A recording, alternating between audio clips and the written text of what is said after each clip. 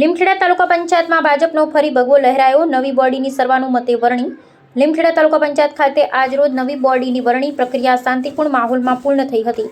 ભારતીય જનતા પાર્ટીએ ફરી એકવાર સ્પષ્ટ બહુમતી સાથે તાલુકા પંચાયતમાં પોતાનું પ્રભુત્વ સ્થાપિત કર્યું છે. નવી રચાયેલી બોડીમાં નીચે મુજબના હોદ્દેદારોની સર્વાનુમતે વરણી કરવામાં આવી. હોદ્દો નામ: પ્રમુખ શ્રી નરવતભાઈ રામસિંહભાઈ ડાંગી, ઉપપ્રમુખ શ્રી દિલીપભાઈ ગુલાબભાઈ કટારા, કારોબારી ચેરમેન શ્રીમતી માયાબેન યોગેશભાઈ શાહ, પક્ષના નેતા શ્રીમતી રેખાબેન મુકેશભાઈ બારિયા, દંડક શ્રી રણજીતભાઈ સાહેબાભાઈ પટેલ.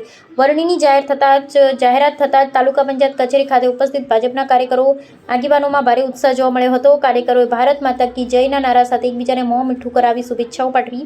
નવનિયુક્ત પ્રમુખ શ્રી નરવતભાઈ ડાંગીએ જણાવ્યું કે નવી ટીમ સંગઠન અને સરકારના માર્ગદર્શન હેઠળ લીમખેડા તાલુકાના છેવાડાના માનવી સુધી વિકાસના કામો પહોંચાડવા પ્રતિબદ્ધ રહેશે. શિક્ષણ, આરોગ્ય, પાણી અને માર્ગ જેવી પાયાની સુવિધાઓને પ્રાથમિકતા આપવામાં આવશે.